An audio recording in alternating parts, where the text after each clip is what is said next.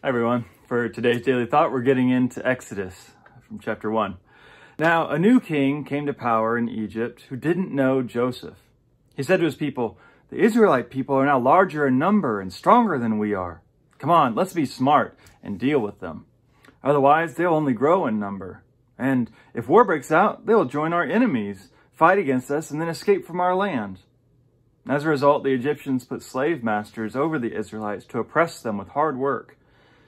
They had to build storage cities named Pithom and Ramses for Pharaoh. But the more they were oppressed, the more they grew and spread, so much that the Egyptians started to dread the Israelites.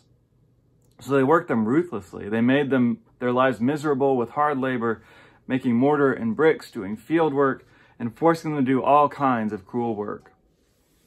So here we meet Pharaoh, the villain of our story, and we see that he is an insecure ruler, insecure in his power, and he's ignorant of the past. Right?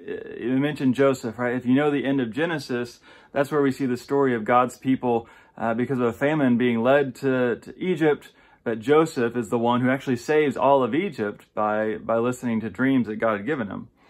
But this Pharaoh doesn't care about that. I don't know Joseph. I don't care about his people. They're just a threat now. And so here we see how oppression starts. It starts with fear of the other, right? These Israelites are not us, and so we need to be worried about them. And so then you create this idea that this powerless minority is a threat to the powerful majority. This violent lie is spun as, well, we're just being smart. You end up dehumanizing them so that you can brutalize them. It's not new to Pharaoh, and it still happens even today. Right? This is a pattern throughout history that we can see over and over. It's done to the Jews and the Japanese, to Muslims and Mexicans. And so hopefully when we see it here, we can see through it today. The thing is, we do terrible things when we forget our past or we whitewash it somehow. Right? Do we really remember the ideals of our country, even if we didn't always live up to them? Do we remember the teaching of Jesus and that he died to break down the walls that divide us? Do you remember that in the beginning we were all created in God's image? It's so easy to listen to voices that'll tell us the opposite of all those things and claim they're still speaking for God.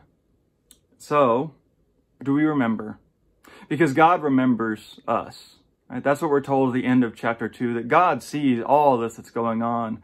God hears their cries and God remembers. It's not to say that God forgot, but it shows us that God is paying attention to what is done to the powerless and that God is going to act on their behalf. It was true then and it's probably true now. So let's get on God's side and let's remember where God is.